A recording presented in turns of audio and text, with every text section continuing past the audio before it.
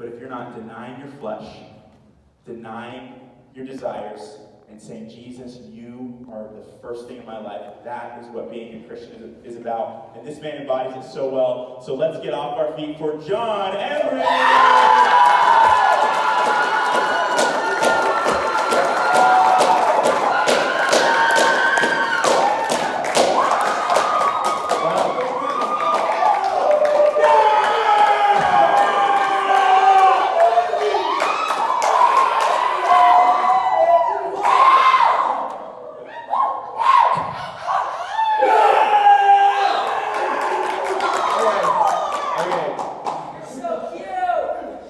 Thank you, guys. That actually really blessed me. Wow. Okay, do we have our Bibles and notes? Because I think you guys want to take notes on this.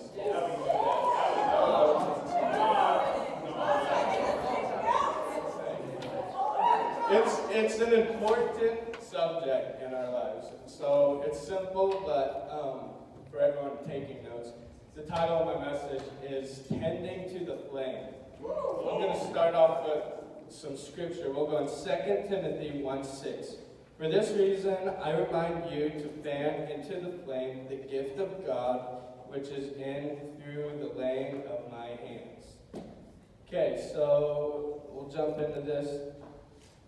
Something simple but really important, tending to the flame. When you give your life to Jesus, he lights a fire inside of you, a passion for his presence, his word, and things of God.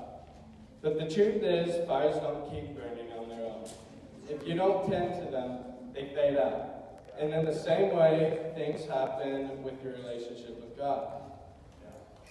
To make this personal, I learned this the hard way. When I was 13, I started working, blue-collar job, and I was young, but already surrounded myself with older, worldly people. People who didn't live for God, and honestly, I started to let them speak in my life. I didn't even realize it at first, but little by little, I stopped hanging around my church friends, I stopped making time for God, and I stopped tending to that flame. By the time I was 16, all my attention was on work and making money. That became my world. I wasn't reading my Bible, I wasn't praying, and I wasn't surrounding myself with godly community. The flame was still there, but it was barely burning. Then one day they asked me if I'd consider going to her ministry school, VHSM. My first thought was, heck no, I have plans, work, money, success. I don't need some silly ministry school. But on July 4th, Leah called me and she said, John, if you'd reconsider coming to my school, I have a scholarship for you. So that got me thinking, and long story short, I said yes, because Leah is not very good at taking no for an answer. And once I surrounded myself with godly people, I realized just how far I had drifted from God. I hadn't been tending to the flame at all, but being in the environment, going through the classes, and getting around people who were burning for Jesus, it reignited something in me. And now I can honestly say I've never burned for Jesus more than I do right now. Come on. So a few points that really helped me on this is, first point is the flame needs fuel. I found this out. If you're not feeding the fire, it'll go out. God gives you the flame, but it's your job to tend to it. I'll say that again. God gives you the flame. He gives you the desire in your heart to chase after him, but it's your job to tend to that flame. That's good. Yeah, There you go. With prayer and reading his word and spending time with him. Those are some ways you can tend to that flame. Another point, point 2, who you surround yourself with matters. In Proverbs 13:20, he who walks with wise men will be wise, but the companion of fools will be destroyed. Just like I did, you can slowly drift from God without even realizing it. All because of who you let speak into your life. The people around you either help you burn brighter or they blow it up. Choose wisely. Matthew 18:20.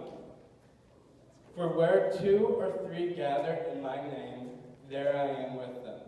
Jesus promises to show up when we gather that's the wheel I speak about. There's enough flyer. Okay, so Jesus promises to show up when 2 or 3 or more gathered in his name. Community keeps the fire alive. That's my point 3. That's good. You weren't made to do this on your own.